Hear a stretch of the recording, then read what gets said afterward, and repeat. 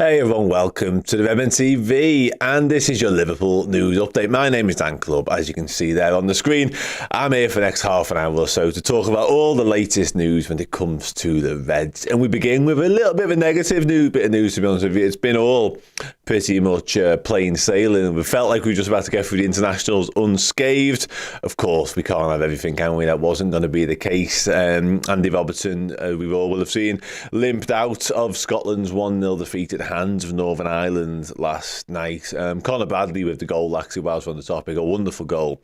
His excellent 2024 continues. He's been absolutely phenomenal. Like, doesn't do it justice. He really has just taken the world by storm, essentially, Conor Bradley. But unfortunately, Andy Robbo fell victim of a bit of a heavy challenge, I think it's fair to say. He didn't look happy. He looked a little bit, you can see on the picture there from James Pearce's Twitter, he looked a little bit distraught given what happens. Whether he knew just how bad the injury was, whether he just gutted to be leaving the game, whether he's just tired, who knows. But as Pearce says, Andy Robertson is going to be assessed by LFC medical staff on Wednesday today after limping off against Northern Ireland. Steve Clarke, the Scotland manager, also spoke about it. It's a blow. And I've seen all the comments, I've seen all the chats along the way before we went live, people saying how pointless international friendlies are, how much of a waste of time they are, why do they bother? And listen, you're preaching to the choir on it, quite frankly. I agree with everything you've said. And I think even more so when you consider, I guess, the importance of someone like Andy Robertson, not just to Liverpool, but to Scotland. Like, he could have done something. Touch wood, it's nowhere near as serious as I'm about to reference. But let's say somebody was to get injured and it was to rule them out for the next 4, 5, 6 weeks, months, or whatever, and they were to miss the Euros. He's Scotland's captain. Like, why would you play him in what could have been 2 full 90 minutes? Like, the same for Virgil van Dijk, played both 90 minutes for Holland, stuff like that. It feels crazy to me. It really does. And I get you want to be prepared, international managers, you want to know, but you know what Andy Robertson's all about. You know what Virgil van Dijk's all about. Like, give them a rest. Like, that's the one of the few opportunities they're going to have within a season. Certainly when you're playing for a club like Liverpool that's fighting, now on all 3 fronts and was for large parts as well. How often do they get genuinely time for a few days off? It doesn't happen. Like, play them in one the game, send them home for the other one. But no, they don't do that. They run them until eventually something happens or someone breaks down. And unfortunately, in this case, Andy Robbo has fell victim of a bit of a nasty challenge. Like I say, he did look disappointed. He did look very, very upset to be coming off. Hopefully, as I say, that's nothing too serious. And somebody mentioned there, Canate playing for France is positive news. And yeah, it is. I think he probably is one that falls into the category of needing minutes under his belt, given that he'd missed a bit of football as well prior to the break. So, yeah, fingers crossed he came through that unscathed and can come back and start playing again for the Reds.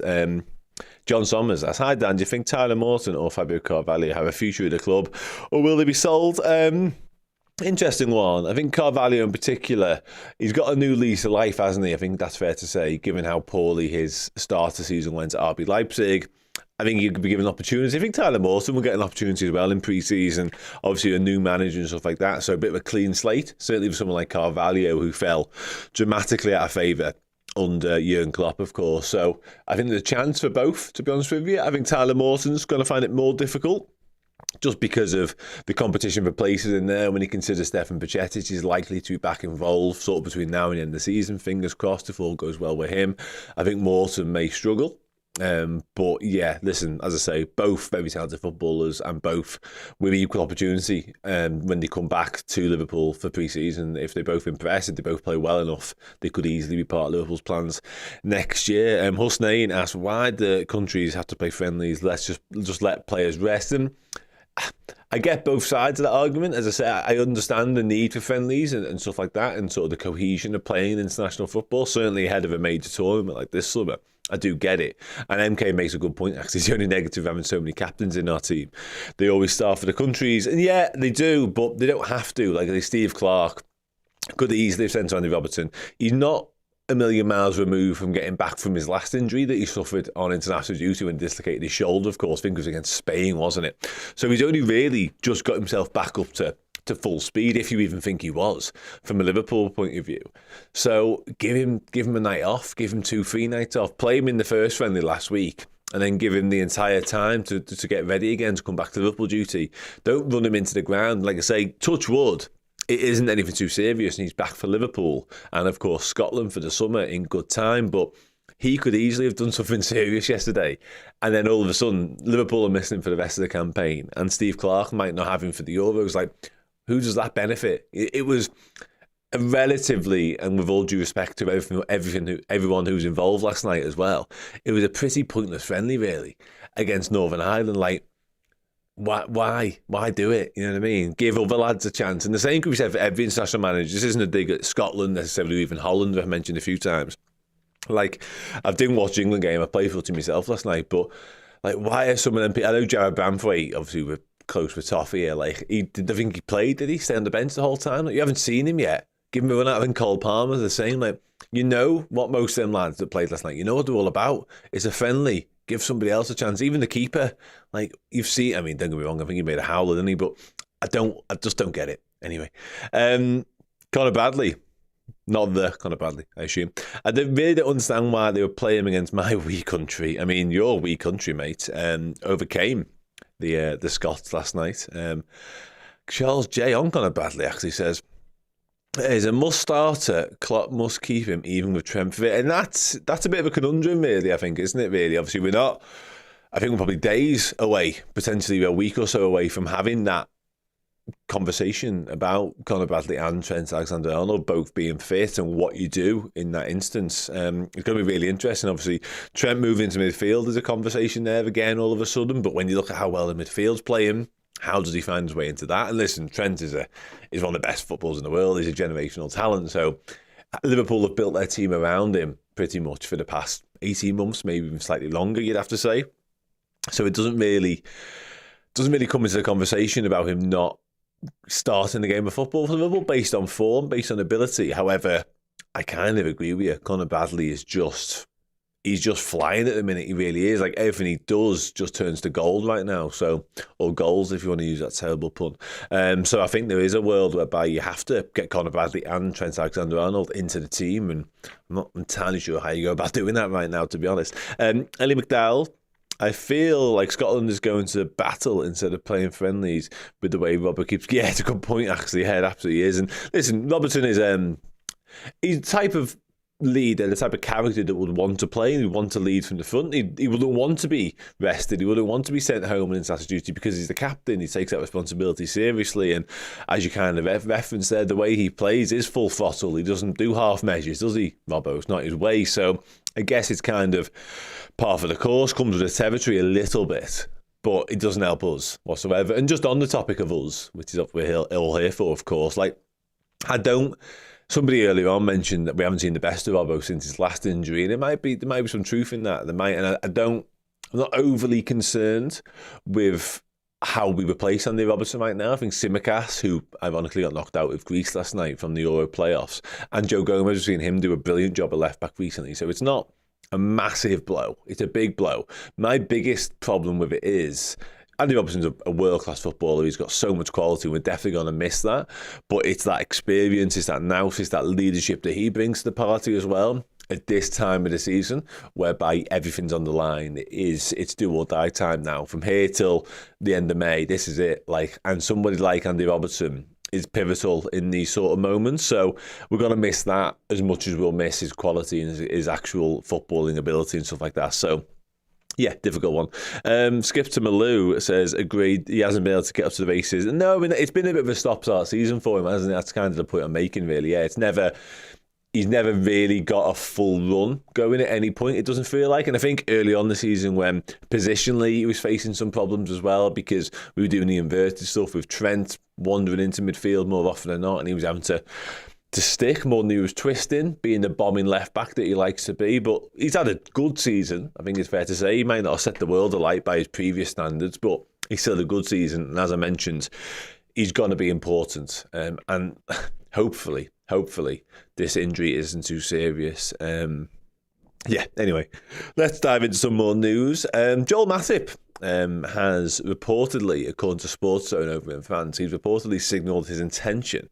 to stay at Liverpool beyond the end of his current contract, which of course expires this summer. And the report claims that only Bundesliga outfit Eintracht Frankfurt have shown serious interest in signing the Cameroonian defender up until this point. The report here doesn't clearly take into account that he's been injured for the majority of the season, because it says Matip has played a reduced role for Jurgen Klopp's Reds this season, making just 14 appearances in all competitions. There's a very good reason for that.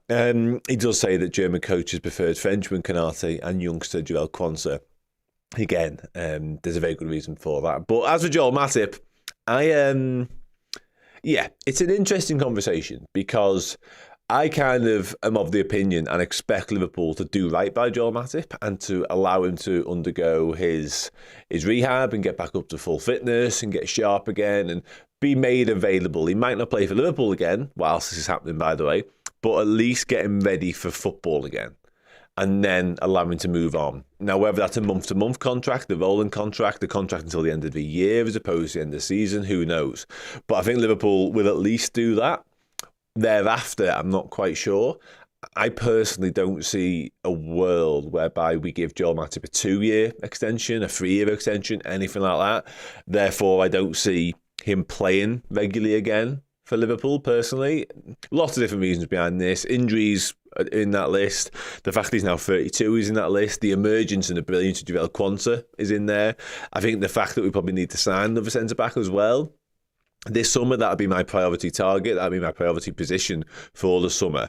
So giving Matip a contract extension at his age and with all those other factors I've just mentioned doesn't feel like particularly smart business from FSG. And we don't tend to just hand out contract extensions willy-nilly. So again, I think it's absolutely right that Liverpool keep Joel Matip until he's ready to go again, until he's fit again, without a shadow of a doubt.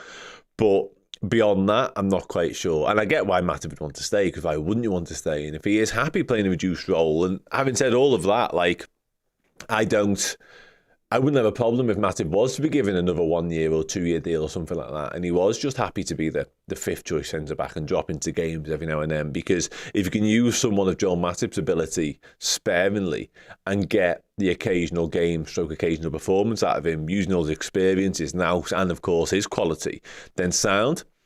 But I don't know. I don't see it. And people have conflicting views on that as well. I can see Charles J here says Matip is big and needs a 2-year extension. Stephen Saunders on the flip side of that says there's no way we should be extending Matip's contract. As much as I like him, I think we all know the reason. And yeah, there is that reason, of course, that you allude to there. And I love Joel Matip, by the way. He's been an incredible servant, signing for absolutely nothing after his Schalke contract expired, of course. And, you know, as pound for pound value goes, as bargains go, he's been right up there. Like one of the signings under Jurgen Klopp's era, really. He's been exceptional and he's been a big part of the success we've had down the years.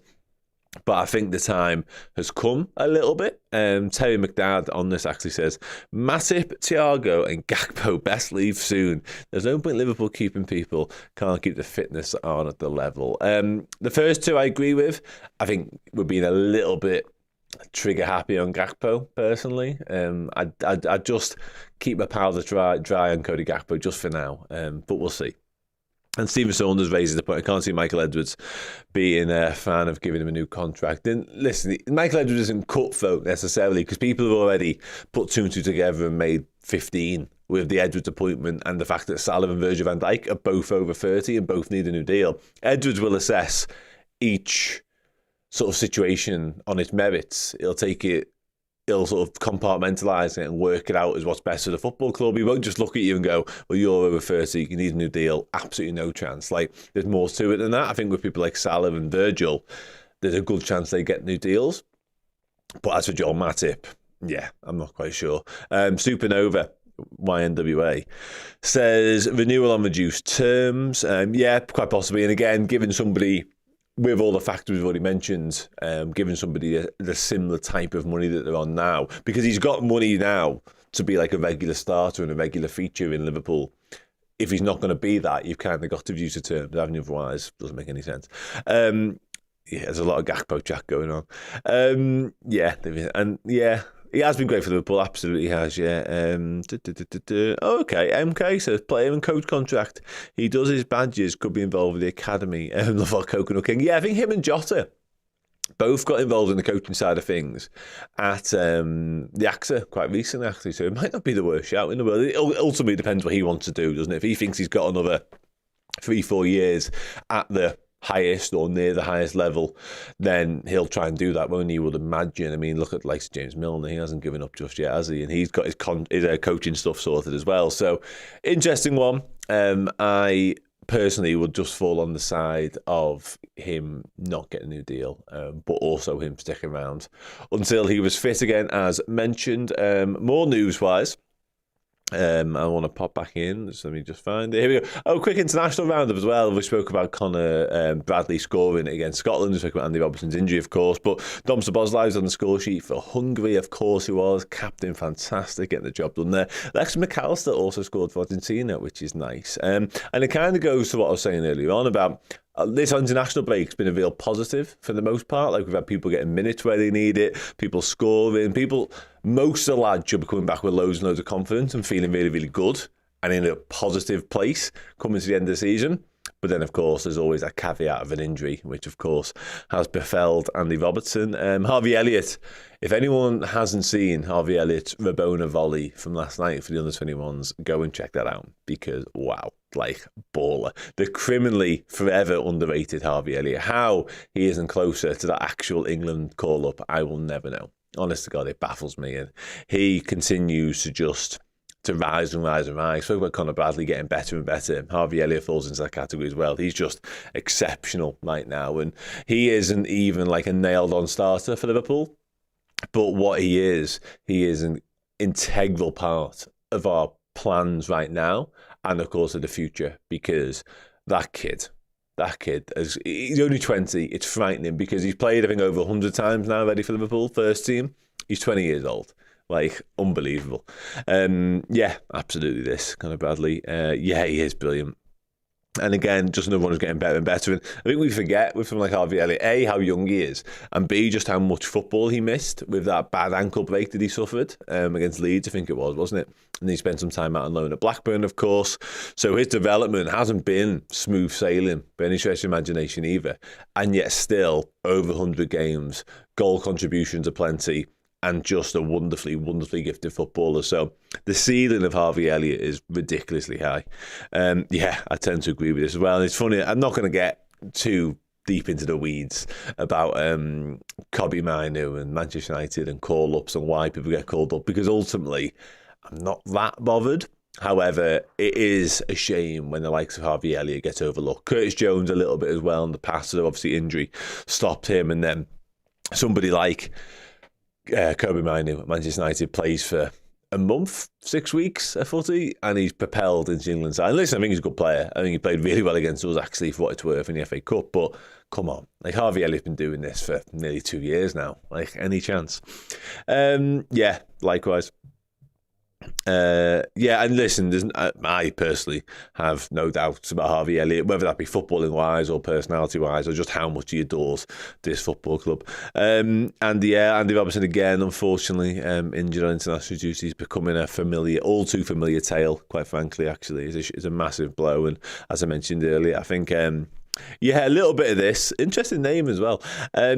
Yeah, that, and also I seen somebody else a minute ago, Jeff Ross mentioned his pace, and I get it, I get both, but I think when you lack that physicality or that real raw pace, you need to make up for that in other areas, and I don't think Harvey Elliott's a million miles away from doing it. What Harvey Elliott definitely doesn't lack is work rate, heart, ability, endeavour, desire, all that sort of stuff, but more importantly, from a footballing point of view, he's got tons and tons of ability as well, so I take your point, and I take the point about the speed as well, but it doesn't detract from just how wonderfully, wonderfully gifted that kid is. And again, 20 years old. Ridiculous.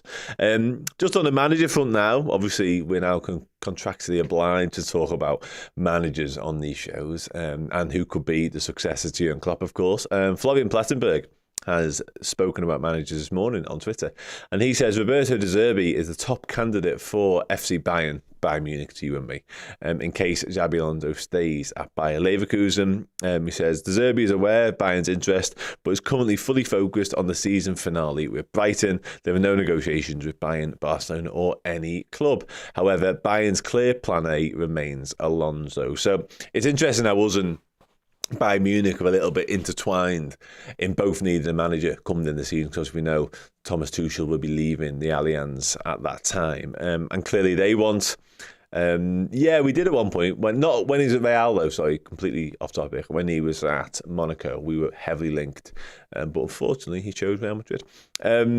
Yeah, managers, and Alonso is. You've not been here before, Connor.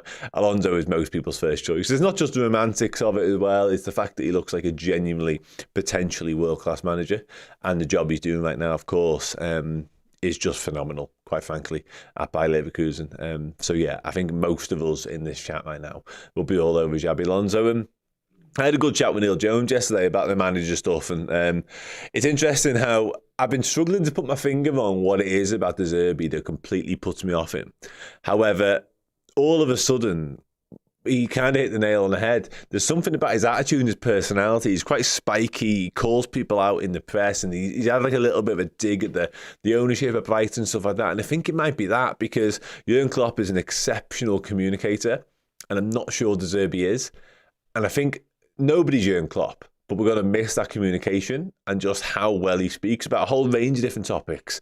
I think De Zerbi's far, far away from that, whereas I think Alonso is much, much closer. So another reason why Alonso is most definitely the man for the job. I tell you who isn't the man for the job? Gareth Southgate, because I've seen, I think it's Glenn Johnson. Love you, Glenn Johnson. Amazing, forward bombing fullback back in your day. But you cannot even for 1 second suggest that Gareth Southgate should be the man for Liverpool. You are utterly insane. However, Manchester United, he's the perfect fit for Manchester United. Like, that makes so much sense, honestly. He is the man to get that football club back to the top of the pile. I did see, Richard Keys. Oh, listen, do I want to talk about what Richard Keys has said? I'll be honest, no, not a bit. Ellie McDowell, yeah, this. And you know what? It's funny because the tweet, obviously, I bring up about Plessenberg, about them. That's kind of my point. Like, yeah, sound. If they suddenly decide that De Zerbi's the man for them and that clears the road, I actually don't have loads of concerns about, and I hope this doesn't come back to bite me in the arse, I don't have loads of concerns about Alonso choosing Bayern Munich over Liverpool. My biggest concern about Alonso is there's two of them. It's either he chooses to stay at Bayer Leverkusen or we choose not to go for him and we go for somebody like Amarim, who's fine, and Nagelsmann is also fine, but they're not Alonso. They're my worries. And I'm not overly bothered about or worried that he'll choose Munich over us, and I might be wrong. But yeah, ultimately, if they want De Zerbi, that's sound. Essam, what's the update on Robert? No update necessarily, mate, just the same as last night.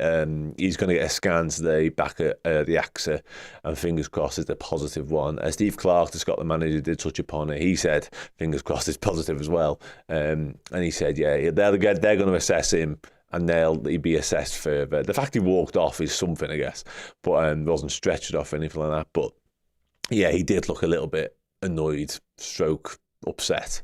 So fingers crossed it wasn't anything too serious. Plu, what did Keys have to say? He said that his information was that Alonso to Liverpool was pretty much done. Read into that what you will. Honestly, I'm not gonna entertain that. I'm pretty sure he's the same man that said Salah was nailed on to go to Saudi next summer. So, yeah, I did allude to this earlier on, but I think we're pretty much, yeah, we're quite set on the fact that Curtis Jones looks like he might be back this weekend. I think Diogo Jota will follow soon after. Trent Alexander-Arnold, likewise. Stefan Bajcetic back in team training after the break. Don't think Alisson Becker is a million miles away from getting back involved either. Whom we're missing. Ryan Gravenberch obviously was on the bench for the United game. He should be fine for the Brighton game and thereafter. Ibu Konate played last night for France, all 90 minutes too. Darwin Núñez is fine, having not gone away in international duty. Likewise, Mohamed Salah. So, yeah, I think it's pretty positive, aside from Andy Robertson.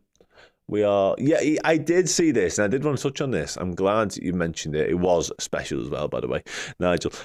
Yeah, like, Diaz Senior, I can go off people, I was all right with you for a while.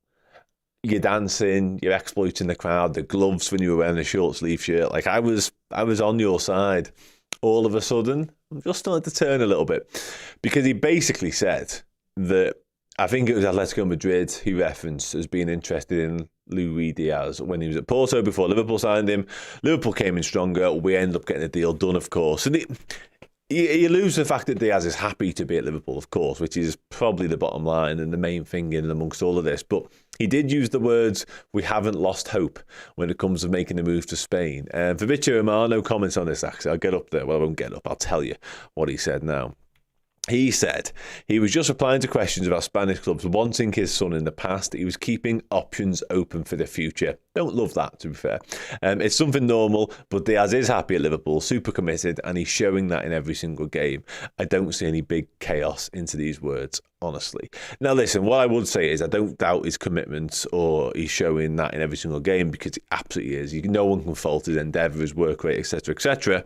However, and listen, I can already see in the chat, I've just seen people aren't in love with the fact that Luis Diaz plays for Liverpool. And when you compare him to what Sadio Mane used to do output-wise, I understand the argument. I think it's fair to say. I get it.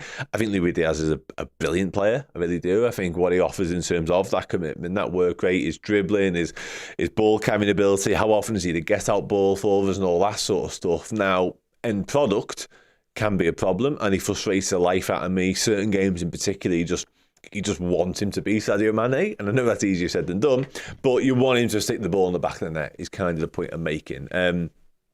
So yeah, frustrating, annoying, and in terms of this Spanish stuff, I as soon as I read it, I knew there'd be a lot of people going south, like, please, Barcelona, Real Madrid, Atletico Madrid, whoever, please come calling. Give us 60, 70, 80, 90 million, whatever it may be, whatever figure you see is acceptable in your head. But I don't like Charles, for instance. I don't like our big players, and whether you like it or not, Luis Diaz is one of them. Like, he's played a lot of minutes this year. He's played a lot of football for us this season. He's been a key part of what we've done. And I come back to it, his output isn't there. It's not there. It needs to get better. It needs to improve. But do you really want to, when we're going for what we're going for, Premier League title, Europa League title, you don't want anything to rock the boat. And rumours of Diaz wanting to move to Spain or being open to a move to Spain or whatever aren't very helpful. Let's put it that way. And listen, this is what everyone's saying. JD, love Diaz with his end products. And that's what it boils down to. And am I sitting here saying we can't improve beyond Luis Diaz, or is he irreplaceable? No, I'm not. Mohamed Salah is irreplaceable. Virgil van Dijk is irreplaceable, etc., etc. But Diaz isn't. So I'm fine with that. And if Barcelona did come calling with 100 million, 90 million, whatever, I wouldn't be, chaining myself to Anfield saying don't sell him, because that's silly. But at the same time, I mean, he's a brilliant footballer and the type of footballer we should be keeping if we can possibly help it. However, if somebody offers me Kvaratskhelia for the same money, yeah, fine. And again, do you know what, Wills? I think I said this yesterday. A South American player, or someone who heralds from that part of the world, being linked or wanting a move to a Barcelona, Real Madrid, shouldn't come as a surprise to anyone. We've seen it too many times before, not just in Liverpool, but in other football clubs and other players as well. So, yeah, let's not get too carried away with what's been going on there. But this, yeah, I've just said it myself. Wonderful, wonderful player. Did you see that French midfielder? Who's that? Kefren Turam? Fabrizio Romano speak about Kefren Turam again. Basically said that we did want him last summer. How much do you reckon Kudus would set us back? A lot of that would depend on West Ham and where they were at, I guess, but maybe 60, 70. What did they pay for him? Can't have been that. 60, 70 million maybe, someone like that. He's a good player. Like him a lot. So I'll start to wrap up now. He does, Elliot. It's hard one with Diaz. It really is not that easy because, again, I think he's got everything, but how often does he annoy you? That when it does come to sort of the real important moment, whether it be the moment to get the pass right or to finish, he does let you down. I watched a bit of international footy. I didn't watch any last night because I was playing footy myself. I will watch games depending on what they are and if I'm sat at home, because ultimately I love watching footy, full stop. I will literally watch anything, and that's not an underestimation. I watch all kinds. National League, beyond. I go to watch local footy quite regular. Southport, Wigan, I've been through this season at times. Honestly, I just watch football. So yeah, I don't not watch it, but again, I did not watch any of it last night. Sound, I'll quickly run through the news. Before I do go, I've got a couple of bits of housekeeping to do. One of which is the Wheel of Names. We are giving away a Virgil van Dijk statue, figurine, whatever you want to call it, from the Brilliant Football's Finest. They won't like that, whatever you want to call it, but I don't think it's big enough to be a statue, and it's probably too big to be a figurine. So whatever the combination of one of them is, it's amazing. Anyway, we've got an Alison Becker one just through there in the podcast studio, which you'll see in like an hour's time when we're doing the podcast. But I need to press this wheel and find a winner, so I will do that now as it spins and spins and spins and stops on, I think that's George McClough, 76. Congratulations to you. Look at that confetti in the background. Isn't that amazing? Well done.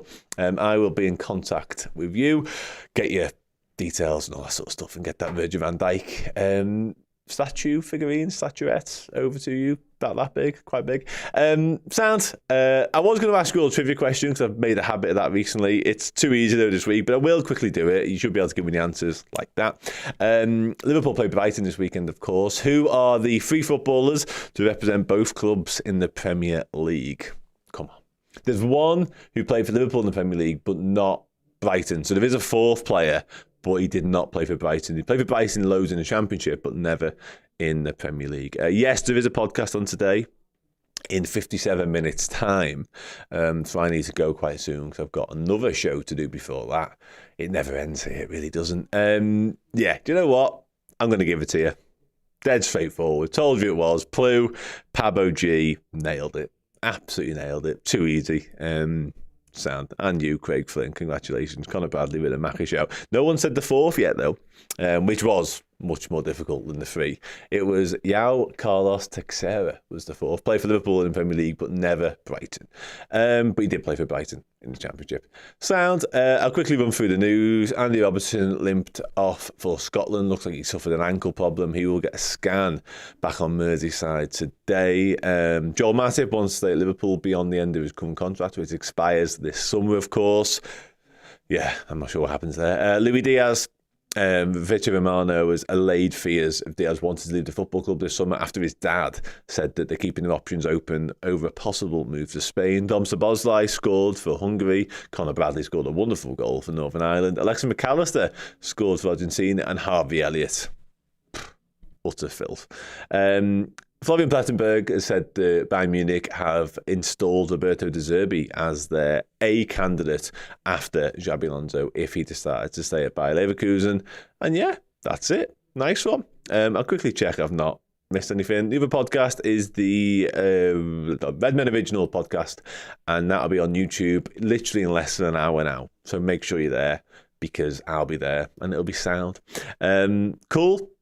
I seen somebody mentioned earlier on as well. Thanks for coming to Belfast. Obviously, I wasn't there, but I know the lads absolutely loved it. So thanks for being there if you were. And likewise, Dublin, because I spoke to Chris this morning and he said it was boss. Cool. No, Matip won't be back before the end of the season. He will be back after that. Thank you very much. Thanks for getting involved. Jack28org. No, you cannot. Speak to you very soon. Bye. Thank you so very, very much for checking out the video. If you enjoyed it, drop a like. The season is now well underway. If you need extra Redmen content, be it podcast, videos, documentaries, interviews, and general shows, fill your boots on redmenplus.com today.